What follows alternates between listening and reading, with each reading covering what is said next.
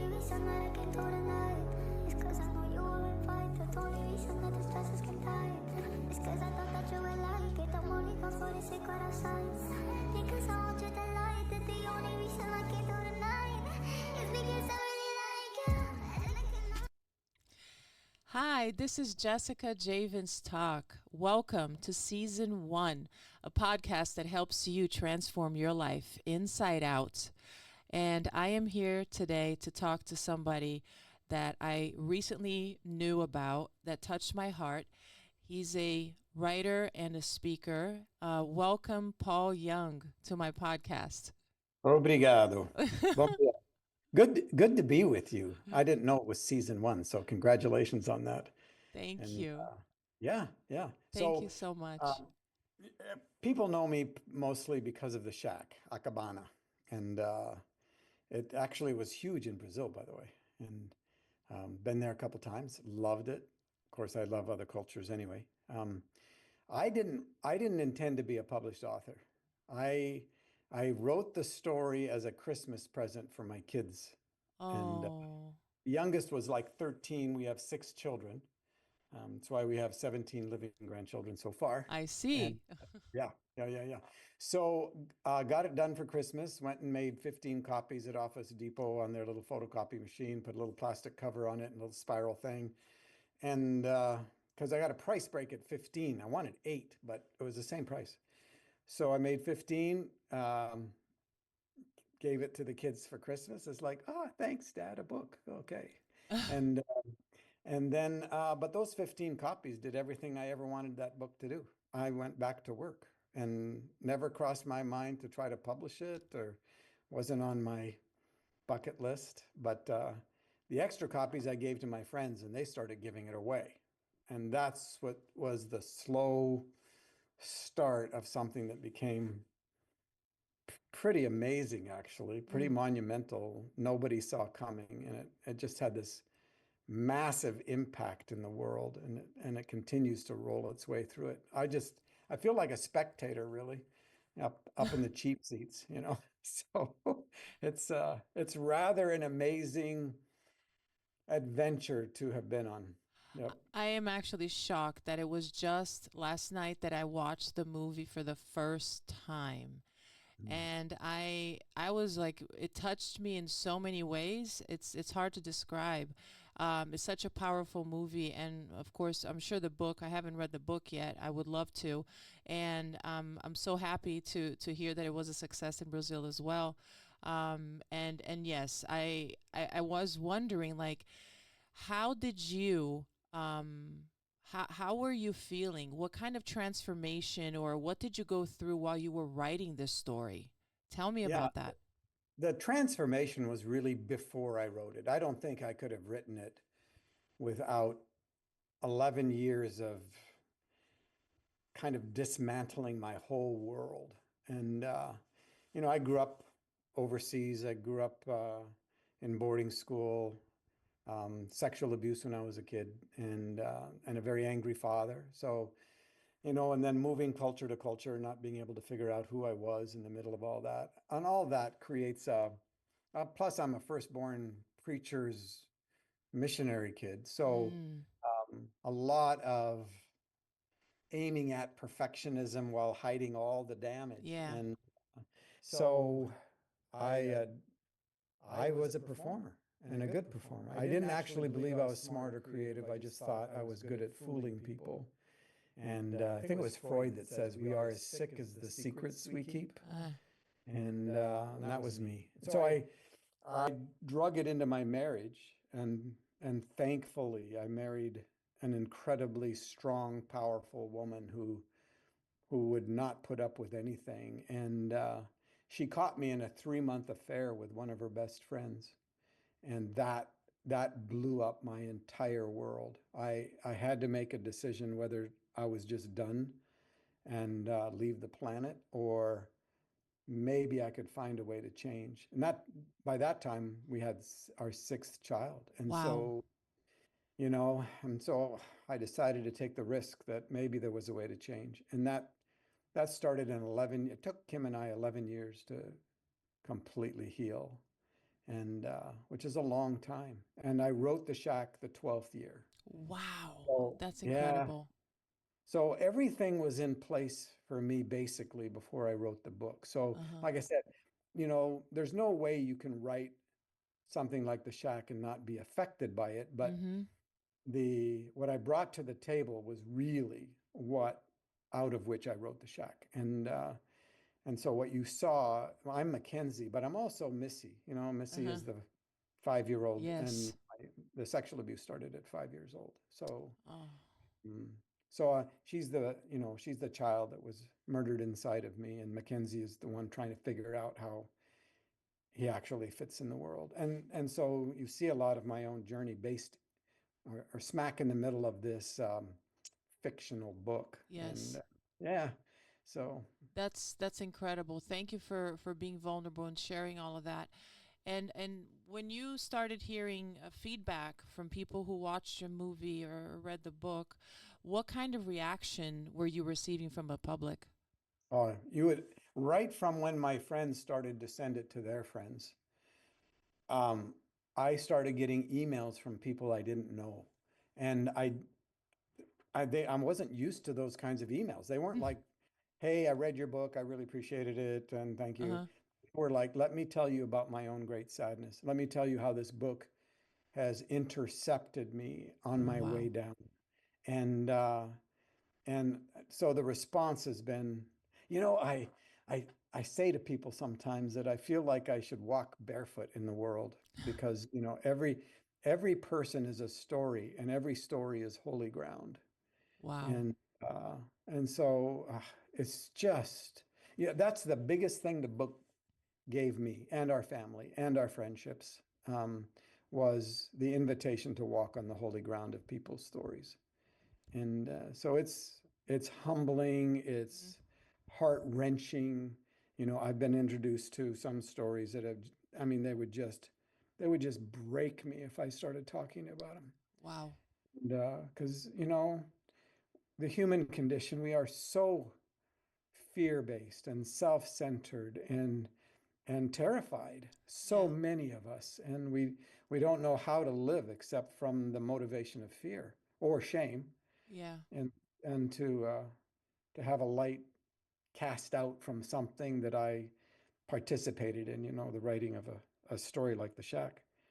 It's overwhelmingly beautifully invitational and wrenching in Yes. terms of the sadness side of it. Yes. Wow. It is. And and let me ask you this, Paul. Maybe this will become something else, but if you could or would add one more chapter to that book or that story, what would that be? They did a Christmas edition of The Shack at one point after the movie came out, and um, I did write an extra chapter, but it wasn't an addition to that, to really the book. It was just a story of one of the incredible stories that have come out of the book. What I've done, I've just sent the manuscript for the sequel for The Shack to the publisher. So I didn't just add a chapter, I added a whole nother novel. And so that should be really interesting. And it takes the story on. It's like, okay, you've had this great experience with God. Now what? Now, how do you actually translate it into your relationships? Mm, And so it's much more relational. The Shack was sort of, a story inside theology in a way, and the sequel is more theology inside a story. The story mm. is the centerpiece in the sequel, and I really love it. So again, what would I add as a chapter? A whole nother book, I guess. Yes, yes. Oh, I'm sure. I'm sure. And I heard also that you are, of course, you're involved in so many different projects that are sound amazing when we had our conversation. Can you tell me a little bit, maybe about one of those projects and what brought you to that? And is it related in any way with where you're coming from that experience and that story of the shack? Oh man. The one that comes to mind that we've talked about a little bit, and And that is uh, because of the book, I have been involved with a number of different prison situations. Hmm. But I had a friend, David, and he asked me one day. Well, he said, "There's a guy on death row in Tennessee, and he is so impacted by your book. It absolutely changed his world." He said, "If I get you a copy, would you sign it so I can take it in for him?" And I said, "No." I said, uh, "You get me in, I'll go with you." Oh, And that's awesome. that was almost something like 7 years ago. And I started just building a relationship with about a dozen guys on death row. And they become so dear to me. I mean, when my father passed 2 years ago and I got home, nobody sends cards. It's all email or, messages or Sure. things like that, phone calls, whatever. And but I had a card waiting for me in the mailbox, and 12 of the guys had signed in the card different things to encourage me in the wake of my father's death. Wow. So these guys have become friends. They're not a quote unquote ministry at all. I don't actually like the word, but it just to me smacks of superiority and separation. But they are truly friends. I talk to them regularly. If I'm in Tennessee, I always stay over long enough so that I can go hang out with them on death row. And they're amazing human beings. I brought in a few of my friends, and they walk away shaking their heads. For one thing, if they'd have grown up with the kind of situations they have, then who knows where any of us would be. Right. But some of them, while I've been there, have been proven to be innocent. And they've said they were innocent. Some of the guys, they are very clear about the fact that they are guilty for what they've done and why they're there. But like my friend Terry that I took the book to initially, he's been on death row for 43 years. 43 years? Oh my Uh, goodness yeah. gracious. Yeah. KB has been on death row for 33 and a half. Akil, 33 3 years. And so this is the world they know. Um, so one of the guys that I know, Andre, the Beast, is talking to me about is Kevin Burns, KB, who Mhm. everybody that knows the story knows he's innocent. Everybody that, I mean, but he was young. He got in a situation on his birthday. He was supposed to be taken by his buddies to go to a record studio, music studio, Okay. because that's what he loved to do.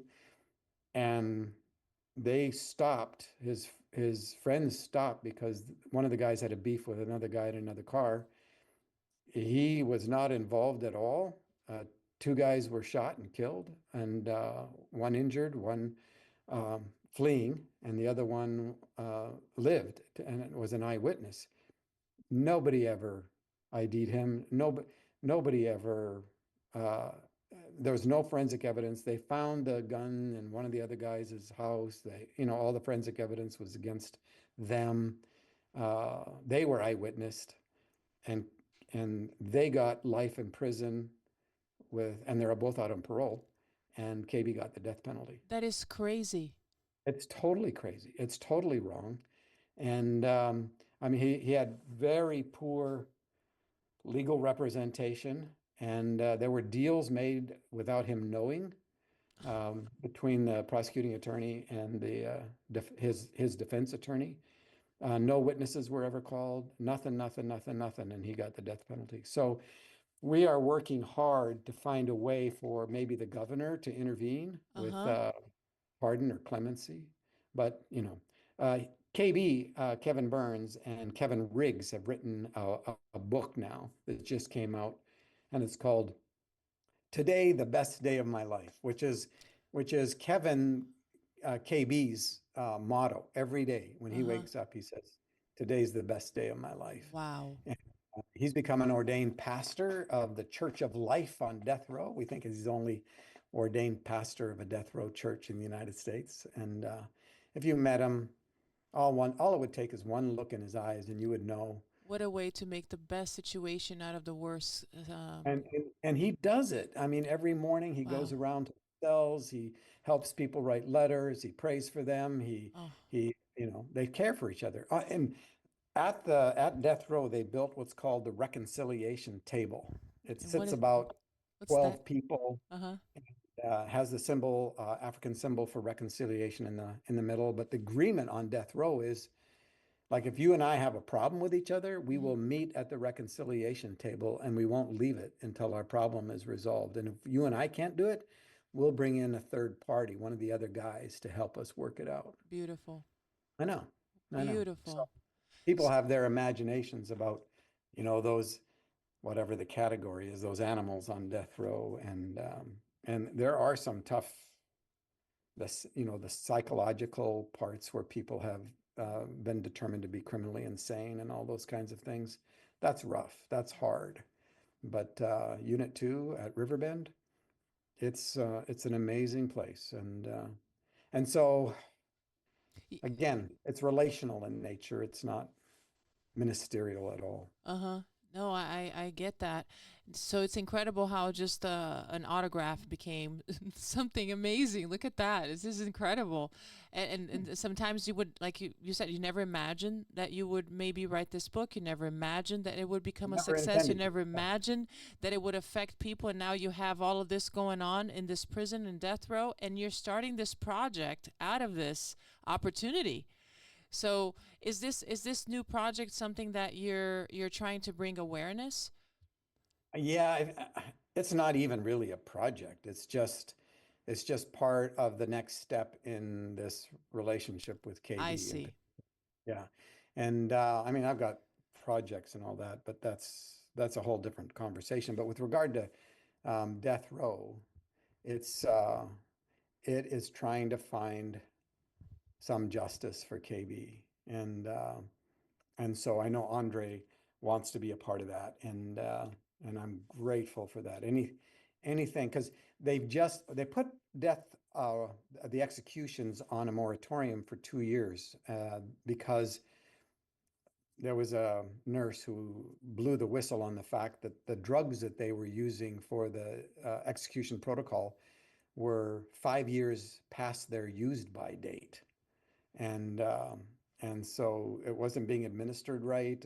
So they put a moratorium on, and like Harold, one of the guys on death row, he was 2 weeks away from being executed, and another friend was 30 minutes away from being executed. You're And kidding. since the moratorium began, my friend who's 30 minutes away from the execution has been proven to be innocent, and so he's in a process of being um, released, but it takes a while to go through all the legal hoops and everything else.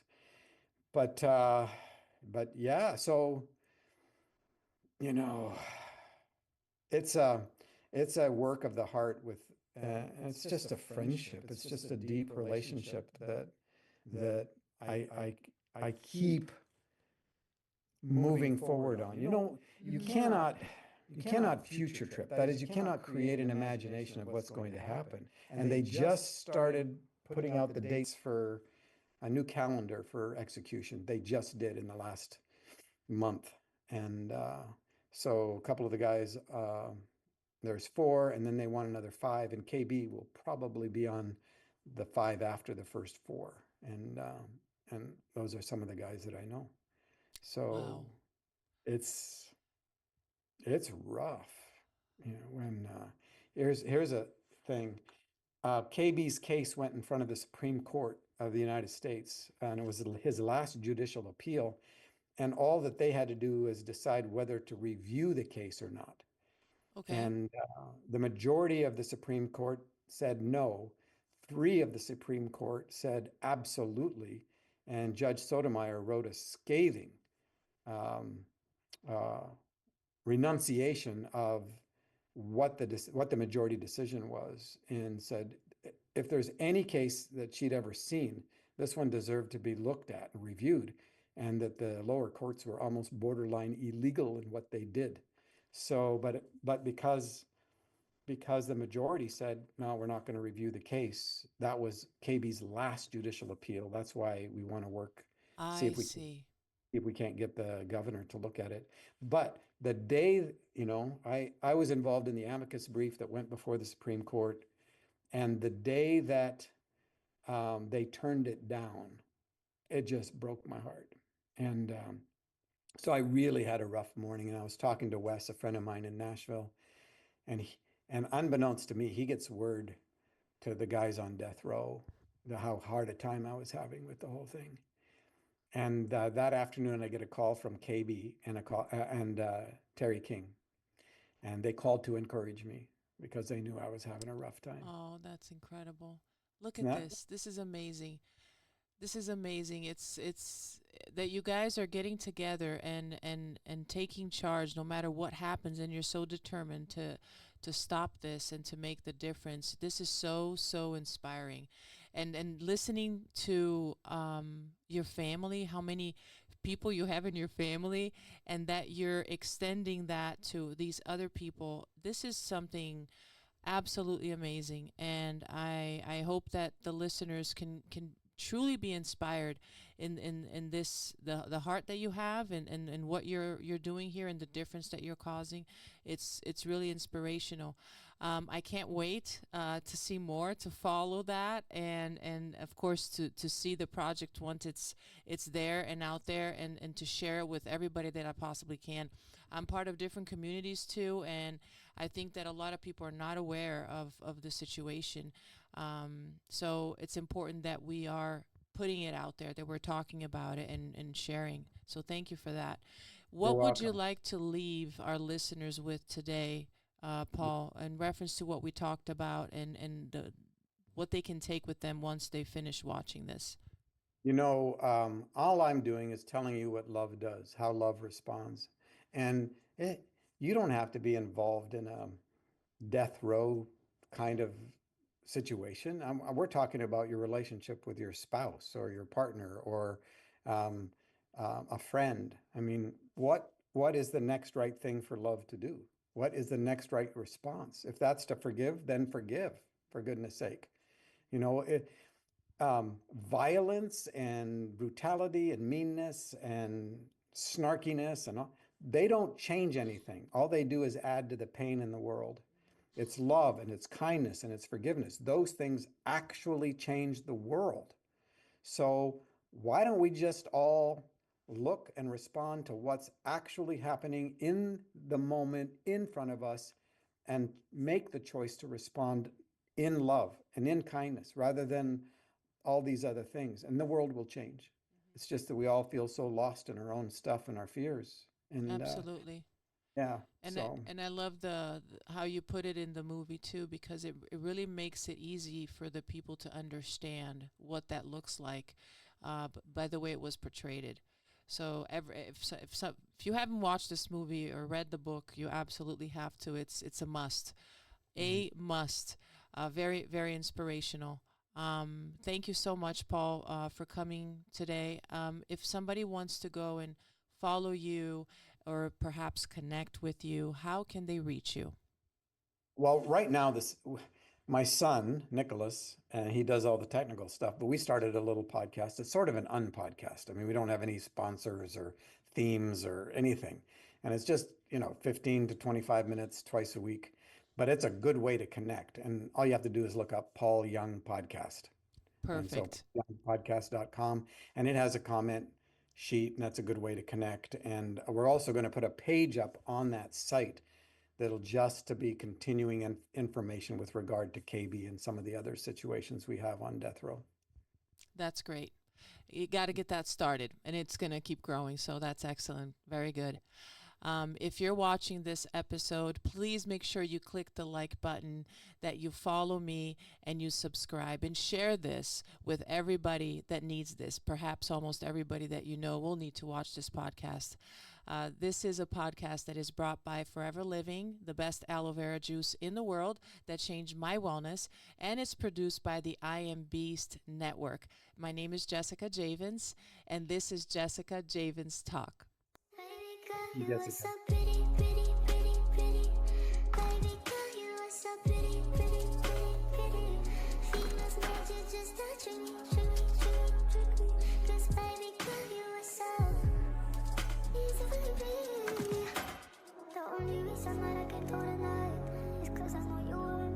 the only reason that the stress is getting tired is cause I thought that you would like it. I'm only gone for the secret outside. Because I want you to like that the only reason I can do tonight is because I